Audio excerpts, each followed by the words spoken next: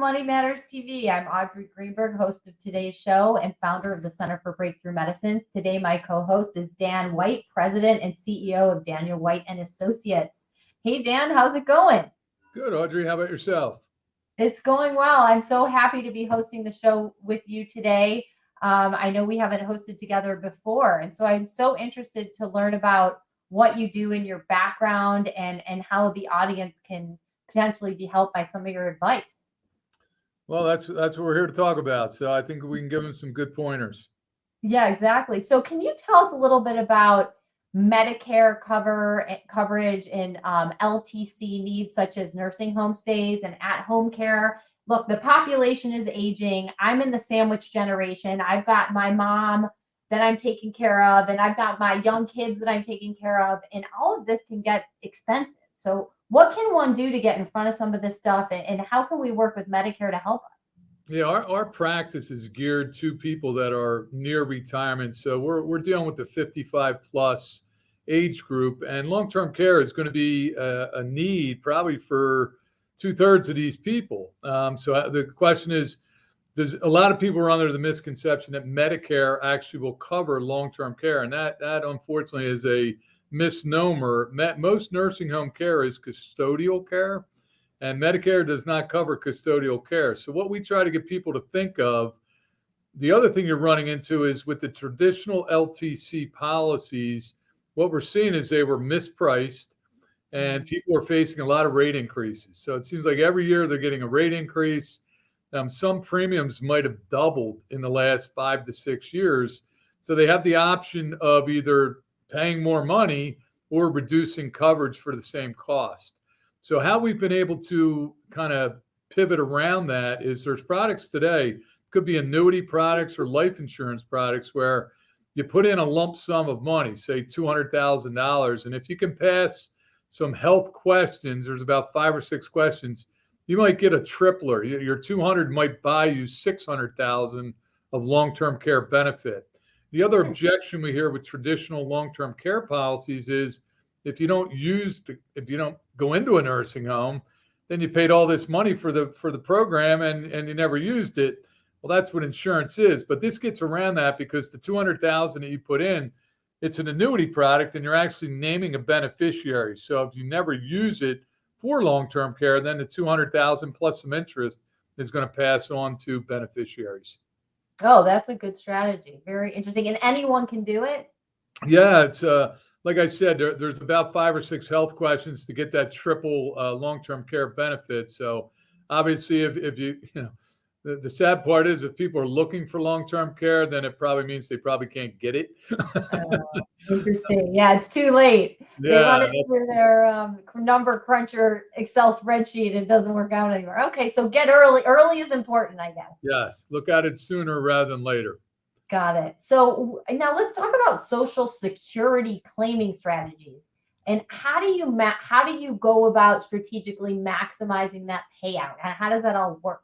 Yeah, there was an article in the Wall Street Journal recently that said the average person leaves about $111,000 of Social Security benefits on the table because they claim at the wrong time. So we actually have Social Security claiming software that will actually go through 2,000 different scenarios and tell you the best way to claim. But a simple rule of thumb is this.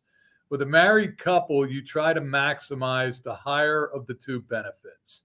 Because when one of you dies, the surviving spouse is going to get the higher of the two.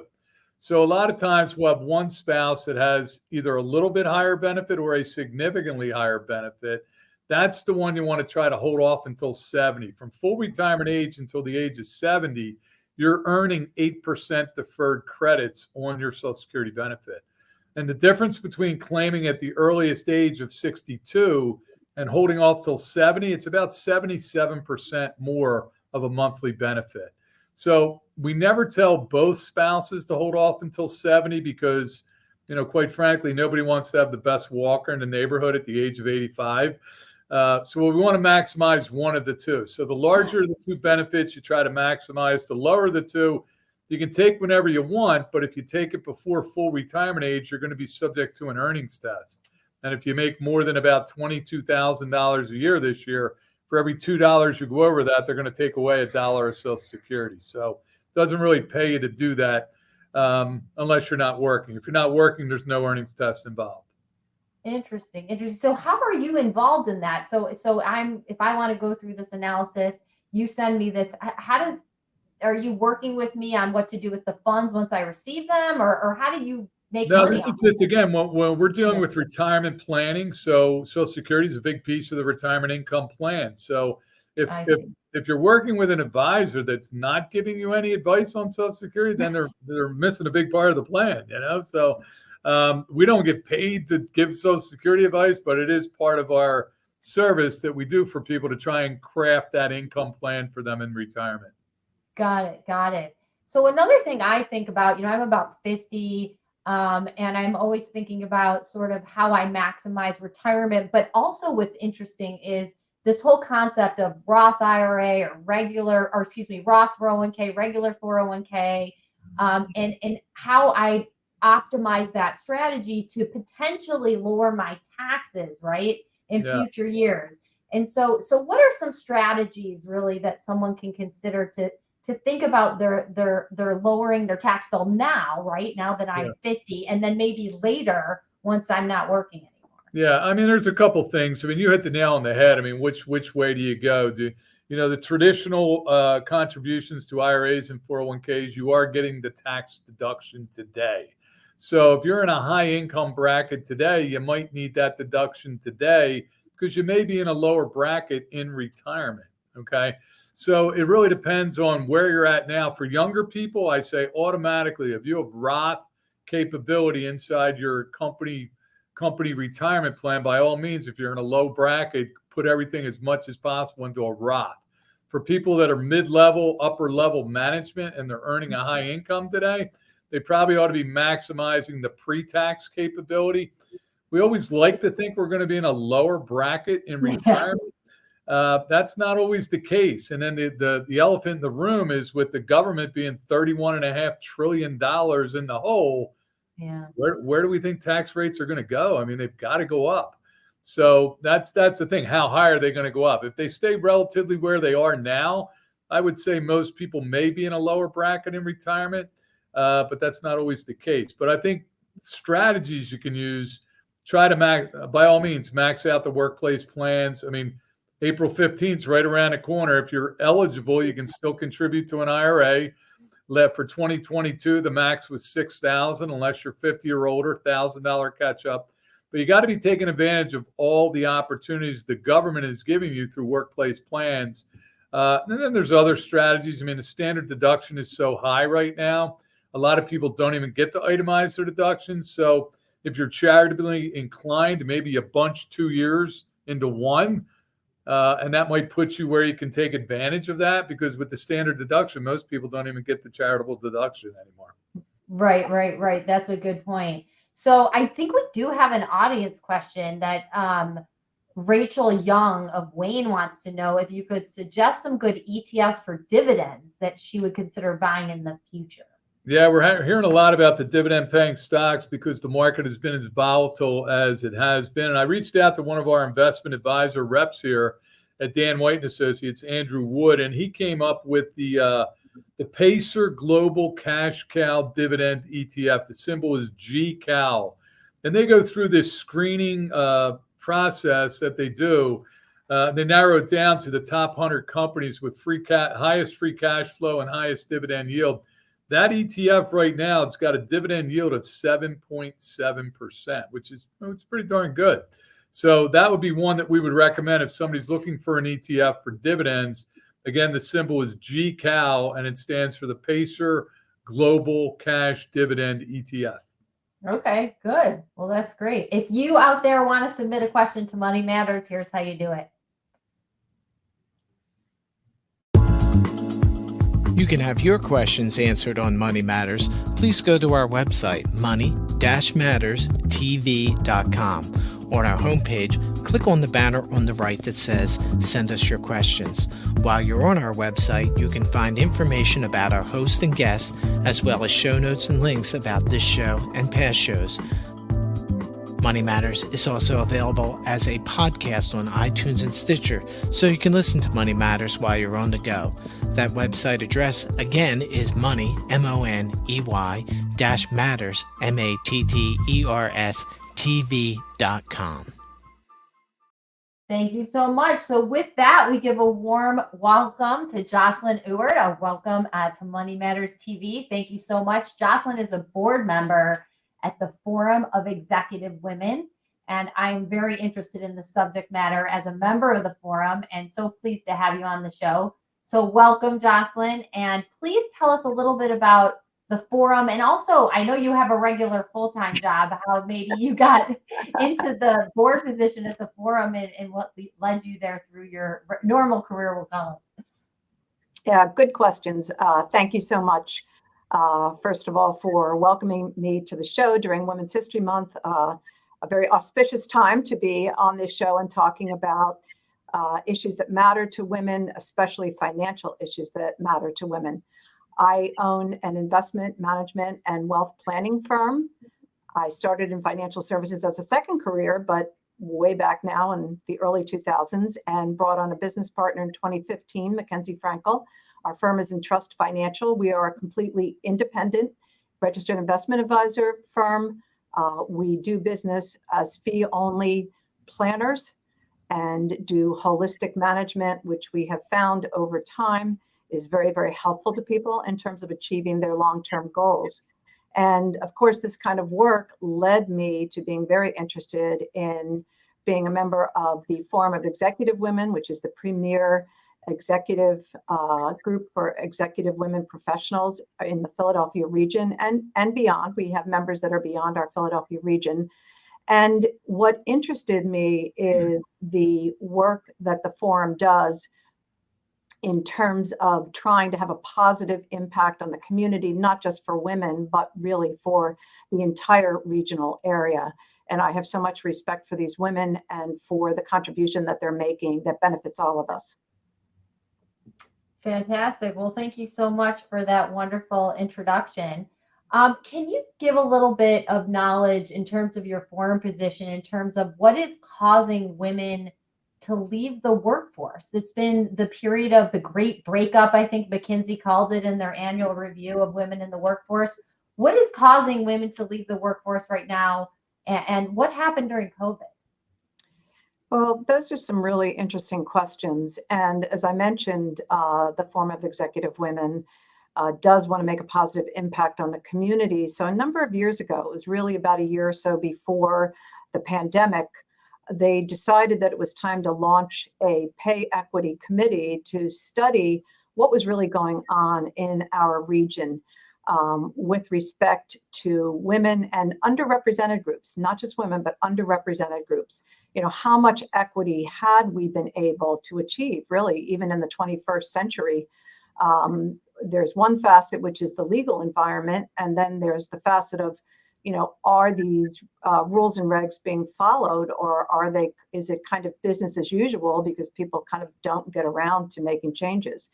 And this was really brought into the forefront during the pandemic because all of a sudden women who do the majority of the work in the home, that proportion of work done by women in the home compared to the gentleman in the home hasn't changed much over the decades. It sort of feels like it should have, but it really hasn't.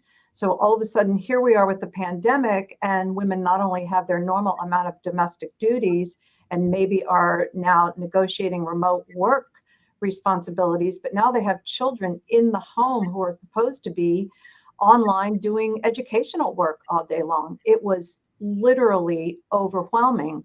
And in Pennsylvania in particular, we do not have, this is another important facet here, we don't have strong laws that protect families and protect the opportunity to have childcare.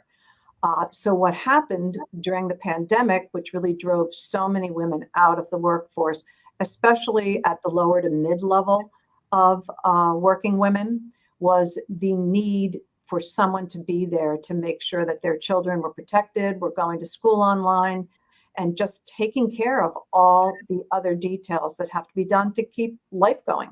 So what happened, as you mentioned, Audrey, is that so many women had to leave the workforce. They were forced to, and they are trickling back, but they're really not all back yet for all the reasons I just mentioned. Got it. Hey, Joslyn, welcome to the show. And another quick question for you. So we know a lot of women have left the workforce, but what other factors are prompting women to not only leave their current job, but seeking work at other companies? That's a really interesting question to deal with, Dan. I think one of the things that happened when women were at home and kind of realized the breadth of the responsibilities that they do face, and knowing, as the pandemic showed all of us, that things can change on a dime, they decided when they do trickle back to the workforce, or even if they were able to continue to work remotely and did not have to remove themselves from the workforce, they decided that how they spent their workday mattered more to them than it ever had before. And it kind of, the pandemic really showed which employers were family friendly and which employers were so focused on their bean counting that they kind of forgot it took high quality, talented, skilled employees to really make the beans go where the accountants want them to go. So in any case, women have really rethought what it means to them to be in the workforce and to have a job that's satisfying, and an employer who not only cares about their work product, but also cares that they as a person can thrive and then offer the best possible talent to the company. Yeah. And I think part of that, right, is being able to be hybrid, because a lot of women like myself, I have 3 young kids at home. I happen to come into the office every day, but we have 400 people here. Some people do need, and this is heavily a female issue, a hybrid work environment to allow them to have asynchronous even work where they could work possibly late at night or, during certain hours of the day. So what do you think is some of the benefit of that to women employees, and how has that been potentially impacting the dropout rate? Well, I'm really glad that you asked that, Audrey, because what I would like for your audience to know is that in the world of women in the workplace, where women tend to plateau and not catapult forward is at the middle management level. And as I said earlier, the forum is senior executive women, but many women who have the ability don't move forward to the higher levels of management precisely for what you just put your finger on. If they have to be traveling all week, they have to be in the office for 8 or 10-hour working days, they know that they just cannot, there are not enough hours in the day to do that. In the we don't have any remote work days. They just don't have enough hours in the day to do that and care for their families. And it's very interesting in a lot of the work that we did as a pay equity committee and continue to do, some of the major corporations, because they want the best possible talent to move up the ranks in their organizations, they are structuring ways for remote work, even for potential employees that might not live in the area. And all of these new ideas came into the fore because of what we all experienced during the pandemic. And so part of the new work environment for companies who are really forward thinking and want the best possible talent from across the country is they may structure a month of work so that the employee must be on site for a week, but the rest of the month, in any given month, the rest of the month, they can work remotely. And this permits them to tap into talent at a long distance. And it also permits women to care for their families and have the opportunity to advance and be promoted throughout the organization in a really robust and substantive manner. Yeah, it's kind of crazy. COVID really has changed the employment landscape, with people being able to work, thousands of miles away from where their jobs are. So it has changed things drastically. But how helpful are managers, when you're in this hybrid work environment? How helpful are managers to the women employees who report to them? Managers, and I have to really generalize here, so of course there are exceptions, but in general, managers have to really be brought up to speed about how to nurture, how to sponsor the advancement of both women and underrepresented groups in their organization who may start at the lower levels but have a great deal of capacity. So there's a degree of training and a degree of corporate commitment that goes behind this. But there are very straightforward ways to make this happen. For instance, if a manager knows that they're going to be evaluated on what kind of time and effort have they put into sponsoring those employees who report to them, and identify talent, and then find a way to help that person with talent be prepared to move on through the organization and to continue to serve that organization at higher and higher levels. If managers are expected to do this, if they're rewarded in terms of their compensation structure to do this, we see quite a good deal of change in a positive direction. That's super interesting. I know in healthcare in particular, sort of my global industry, women are actually a majority of entry-level jobs. And then as they advance, it has a huge dropout rate, right? And so it gets to the C-level and even the board level positions where it's like single digits if we're lucky in terms of percentage, where we went from majority. So I guess my question to you is, what interferes with that? Like, why aren't women able to advance to these senior leadership roles? And is there something that, obviously managers can do something about it, but is there anything else that can be done?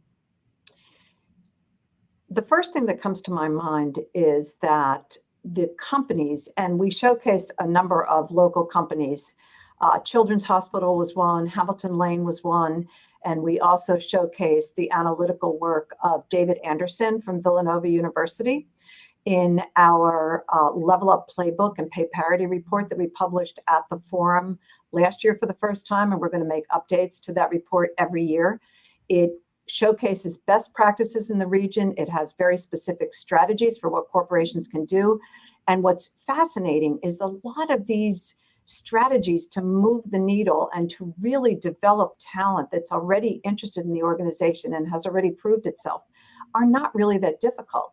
It's a question of paying attention. It's a question of corporate culture paying attention and making some new decisions. Like I said, you had mentioned the remote work. Well, with remote work, that's just one example of a way that women can have a family and move up to higher levels in the organization for which they're qualified at the same time, as I like to say. And these are very valuable strategies that a corporation can implement. And hopefully we'll be able to put the link online. This is an online report. I hope we'll be able to add that link to your show for people who are watching this show today. But all of this just needs to be structured. And I think a primary part of this structure is that all positions in an organization need to be delineated. They need to be transparent. If you have job A, this is what your responsibilities are. This is how you will be evaluated. This is when you will be evaluated. If you want to move on to job B, this is what you need to do to prepare yourself so that you can make sure that this is something that you can move on to. And along with those clearly delineated positions need to be well-defined compensation plans. And I don't just say salary, because compensation is so many more elements than simply salary. Compensation includes the basic W-2, it includes a whole variety of benefits. So organizations who really want to move all their talent up the ranks in their organization, they have very clear position channels, they have very clear compensation channels. They have, as you can hear me saying without saying it yet, the four-letter word starts with a P and ends with an N. They have a plan and they're intentional. And as I've already said, they're transparent and they continue this work. They come up with a process, they continue the work, They nurture their pipeline. They care about who they recruit. They care about how they interview. They care about retaining. They're really paying attention, and all of the above. This is a financial show. Why are we talking about this? It's not just because it's Women's History Month. Any organization that does all of these things that we started talking about just a few minutes ago, it has been proven time and again that the bottom line of the organization improves because their talent pool is larger. Their talent pool is more stable. Their talent pool is happier. And morale is good for the bottom line. And that's also been proven. Joslyn, you brought up a great point about corporate culture. You don't seem to notice corporate culture unless it's toxic or bad. You never hear about great corporate culture, but you always hear about the bad stuff. So how does corporate culture influence the work experience for women employees? Well, in so many ways, the most obvious way is that if there are women at higher levels, then women in more entry-level positions realize that there is a way for them to move forward in their own careers and to advance. But I must tell one story about corporate culture that I find absolutely charming. And that is that one of the organizations that has many best practices, that is a regional firm and also by now a national and international firm, but it's incorporated here in this area. They have been trying for well over a decade to really build a corporate culture that is far superior really than many. And one of the things they wanted to do, in addition to providing maternity leave, was to provide paternity leave. And this is a major financial firm. Well, as you will not be surprised to learn, paternity leave, at first, the guys didn't go for it because if a gentleman went out on paternity leave, he had too much pushback from his male colleagues about the fact that he was a wimp and didn't have a wife at home to take care of this stuff. So what they did was they now require 1 month of paternity leave. So again, you have to have a plan. You have to be intentional. You have to want the best possible environment for your employees and for their lives beyond the workplace, because all of this impacts everybody's well-being. Yeah, I mean, along those lines, in terms of lifestyle and how these responsibilities are shared between spouses or partners, I've heard statistics that women are primarily responsible for a lot of this. And in our last minute here, can you talk a little bit about, even in dual income households, how the household labor chores are split and how that can impact the work-life balance? Well, it impacts everything. As we kind of started this conversation talking about, it absolutely impacts women's ability to advance, and this is very important, women's perception of their ability to advance. If their organization doesn't make it possible for their advancement to also be family friendly, and just in pure terms, the very most recent statistic I saw, which was published within the last few weeks, is that men might assume, if there's a male partner in the household, he might assume up to 20% of the domestic and keeping the household running work. So that means the woman in the household is responsible for 80%. That is a little out of balance, as we know. Yeah, that is way out of balance. Well, thank you so much for your time today. It was a pleasure meeting you on International Women's Day. And I look forward to seeing you at some of the forum events. And I know there's some good events coming up. So I invite all of our folks in the audience to sign up for some of these great events at the Forum of Executive Women. So anyway, our next guest on Money Matters TV is Mark O'Donnell, who I actually know and love. He's the CEO of EES Worldwide. And thank you, everybody out there, for watching Money Matters TV. We will see you next time.